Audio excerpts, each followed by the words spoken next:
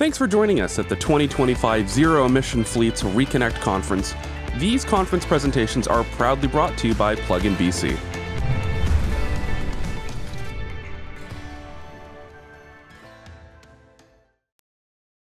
Joining me now is Fraser Atkinson. He's the CEO and chairman at GreenPower Motors.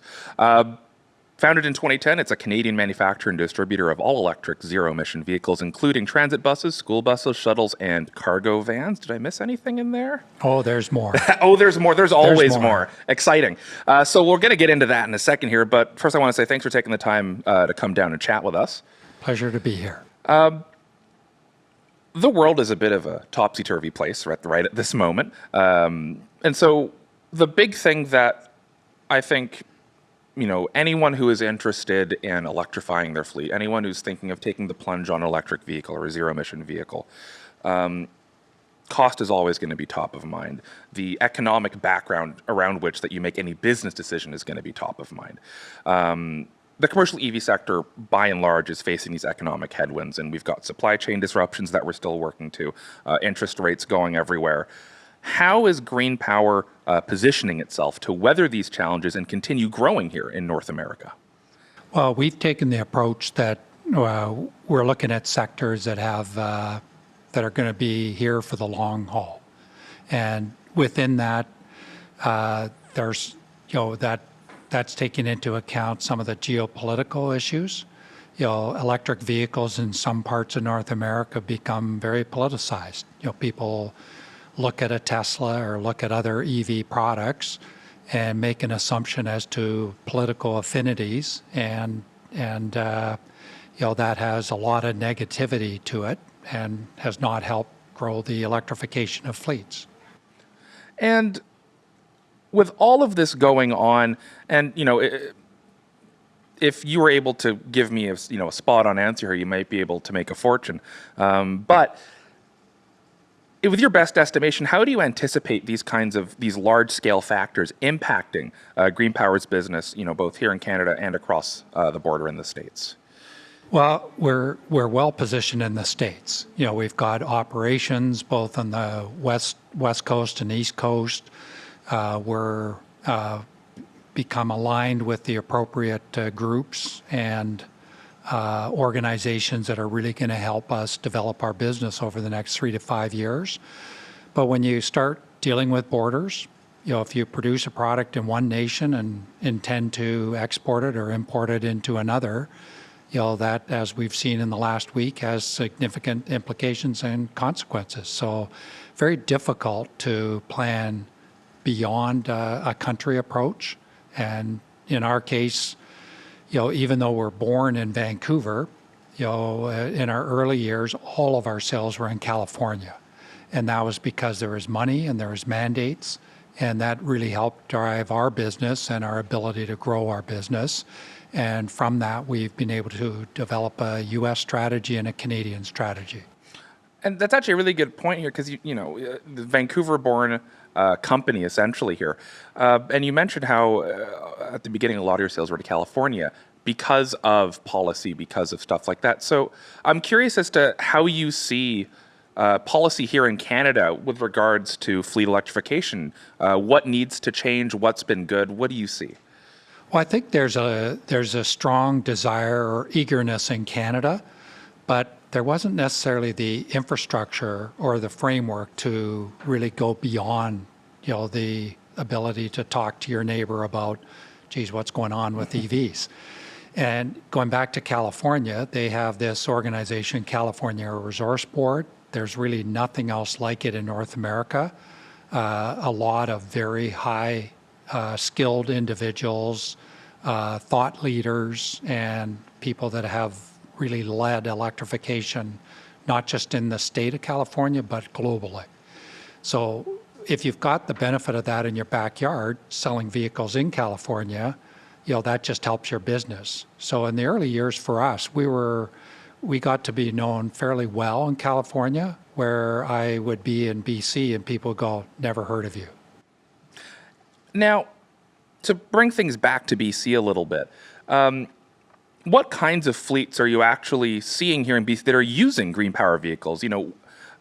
Fleet partnerships are something that, not a lot of people really think of as the backbone of a lot of what makes the world go round, really. So what kind of fleets in BC are using your vehicles, and what kind of feedback are you getting from operators? We can talk performance, cost savings, usability. There's a whole lot we can go into, but I'll let you kind of start that little bit here. Well, for in terms of names that people would recognize, City of Vancouver uses our box truck to transport books for their Vancouver Public Library system. We've got vehicles deployed for the servicing end of the business for BC Transit over in Victoria. And we've got a number of our shuttle buses out at the Vancouver International Airport that Air Canada uses exclusively to transport their employees. And that's on what we would call on the front end of the airport on the ramp side. We developed with a company called Fuel Service or Fuel Supply Management a hydrant truck that fuels aircraft. And that was an initial pilot project that they wanted to undertake, and now they're looking at ultimately replacing 100 of their vehicles across Canada with the vehicle that we developed for them. But I think in terms of the highest success stories are the smaller companies that really wanted to electrify their shuttle bus operations, or maybe a cargo van operation that they were utilizing. So companies like Harbour Air, for example, love our product. They use it to transport people to and from their various locations. And so it fits their philosophy of having a really low, if not a zero footprint with everything that they do. And, a lot of these customers, these are big players here. And I don't think a lot of people realize how much of, I mentioned this before, how much of everything that goes on around us is, enabled by this fleet of vehicles, this group of vehicles all around us. And there seems to be something going on here that's pretty good. So what are the advantages of GreenPower vehicles? What differentiates GreenPower, their commercial EVs, from competitors in the market, and what makes them particularly well suited for fleet operators here in Canada? So we are, in some sectors that we operate or compete in, we are the only purpose-built vehicle. And we principally operate with either the Class 4, which is a medium-duty space, or the heavy-duty Class 8 space. And if I just stick with the Class 4 space, we design, manufacture, and just even distribute our own cabin chassis that we use to build all of our Class 4 products. So this includes passenger vans, shuttles, cargos, box trucks, reefers, refrigerated trucks. And we've even sold our cabin chassis to other EV OEMs that manufacture their products on our platform, if you will. So that's a distinctive advantage. And as I say, in a few of the sectors we operate in, nobody else has a purpose-built. They're going out to a Ford and buying a Ford E450 that was originally built and designed to have an internal combustion engine, transmission, exhaust system, and fuel system, and wasn't intended, as ours were from day one, to be battery electric or zero emission. So that's a big, big advantage. And the other aspect of it is that we, on the passenger side or the shuttle bus side, we have an aluminum frame structure that is lightweight and very, very high strength. So we've been able to design a product that when we brought it to market, looks like a modern EV. Doesn't look like a retrofit or a refurb as many of the shuttle buses look like in the marketplace. And, off the top, I listed a few of the products, and, I opened up, GreenPower Motor Company, the website, and I'm looking at the product line, and you're right, there is a lot. One thing that caught my eye is the Mega Beast. Now, some people, I imagine maybe a lot of people might not be aware of that, but school buses are something that I think, again, a lot of people just kind of overlook. But When it comes to engineering something like the Mega Beast, right? What kinds of considerations do you have to put in mind to, manufacture this gigantic school bus? Well, first off, it's not a character from the Marvel universe. just in case. Now we know. Just to make sure. Just to be clear. So the Mega Beast is a larger capacity version of our Beast, and we have a smaller school bus, which is our Class 4 Type A school bus, and we call it the Nano Beast. And the BEAST acronym stands for Battery Electric Automated School Transportation. And that was actually a name that a group of kids came up with at a school in California. Wow. And so that was pretty cool how that all came about. So the Mega Beast has double the batteries of our regular Beast school bus. And how it came to be is that all of the school buses in our category have roughly the same battery capacity, but a very similar range. So it is well suited for the school districts that have a morning route of 2.5, 3 hours, then an afternoon for 2.5 or 3 hours, and that's it for the school week. But schools are a lot more complex in terms of their transportation needs or requirements, in that you have bands, you have football teams that need to go to a neighboring school for the Friday night game, and the electric school buses in not just ours, but all of our competitors were unable to or incapable of handling that range. So that was the genesis of let's develop a school bus that has higher battery capacity.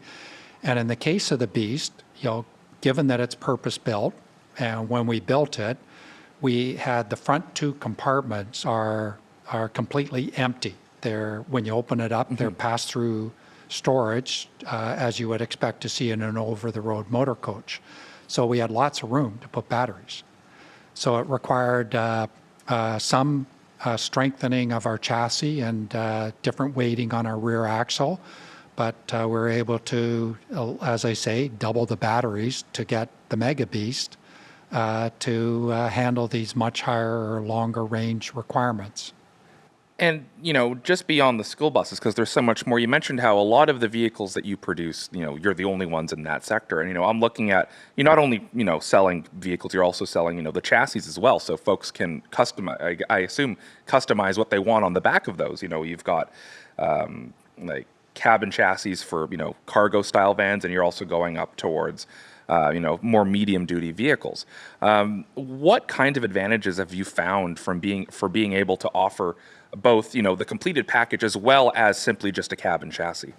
Well, being we're still in a startup mode to some extent. We're a few years away from being established, and I'd say established in the sense that you're building the same product on the same line every day, and lots of them. We're still batch, it's still lumpy. And so being able to sell the cab chassis to somebody else, like another bodybuilder like Morgan or Utilimaster or Knapheide, is that they have all of their bodies that they like to put on a cab chassis. So if they have customers that are looking for box trucks with a particular type of liftgate, they can build that. And we don't have to end up with a huge inventory or product catalog that would probably stretch us too thin. So our focus on what we build on our own cabin chassis is, we have the standard box truck, we have a refrigerated truck, which both utilizes the high voltage batteries for the refrigeration system, or the ability to put a dual system in, which is what's required for the people that are into home deliveries.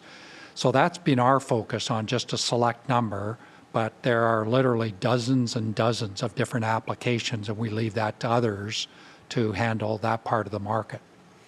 Now, looking forward, because a huge part of Reconnect and getting to see these folks every year is talking about what's coming next.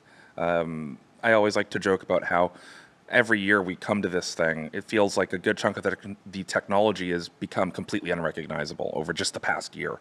And so, trying to look into the future, something of it's a bit of a gamble, but I'm curious if there's anything new and exciting coming up in 2025 here, any new models, features, technological advancements that you've kind of got ready to go for the coming year. Well, I'm going to start 10 years from now and then work backwards to 2025. So in my dreams, somewhere in the 2030s, we're going to see solid state batteries. Mm-hmm. And solid state batteries, you're dealing with a chemistry or technology that is where instead of charging our existing batteries so many thousands of times before they hit a specification level, we're talking about hundreds of thousands of charges. We're talking about batteries that can be charged faster and not be susceptible to some thermal event, which is a euphemism for a fire, or some other catastrophic event. So that is going to, and they're going to be a whole lot lighter. So that's going to be a sea change for those, those folks that are in the electric vehicle space.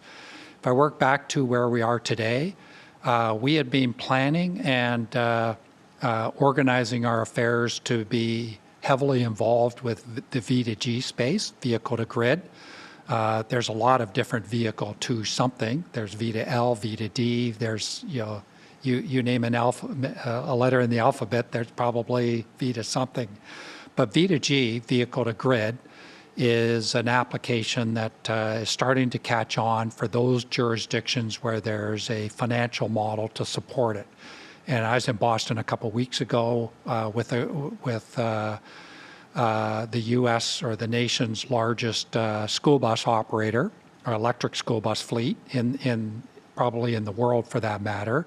They're heavily involved with V2G, but only in certain geographic locations where there's a financial model that supports it. So it's kind of interesting that we were getting all provision ready to go years ago, and here we are today, still probably more talk than action, but something that I think is going to take root this year. And to kind of tie into that, where do you see the biggest growth opportunities for GreenPower? Thinking of specific segments, we could think of transit, school buses, delivery, logistics. Where are you anticipating, the best opportunities, the most expansion coming up?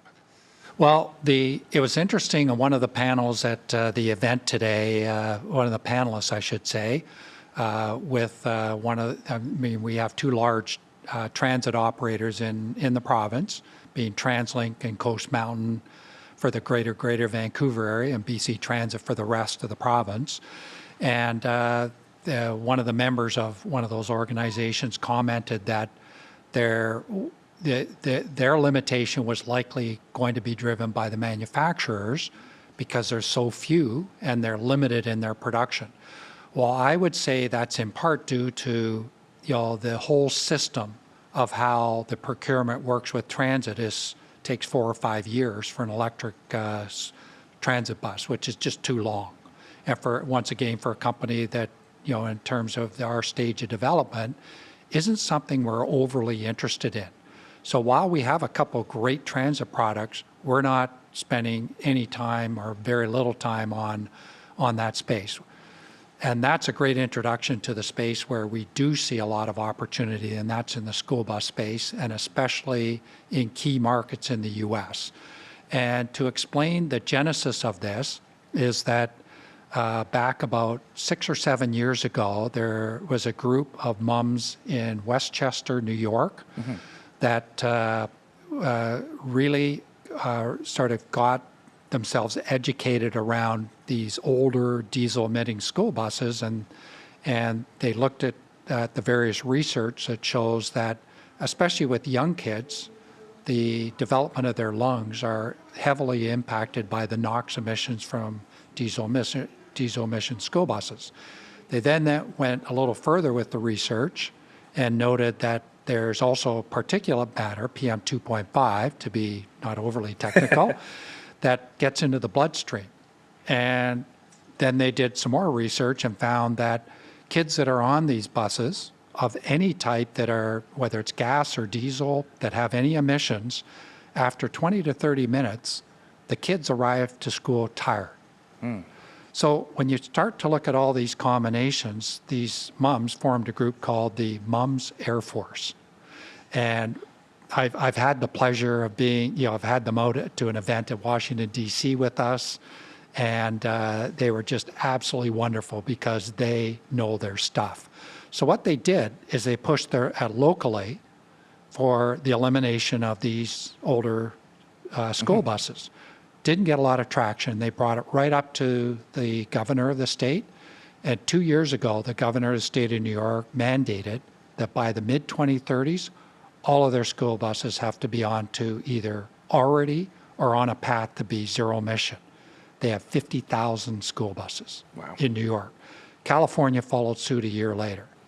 And both states have put up a lot of money to help these school districts electrify. So, we can build and make a company just in 2 states with our school bus products because we're the only ones, not just in North America, but in the world, that have both a smaller Type A school bus that's all electric and the larger Type D.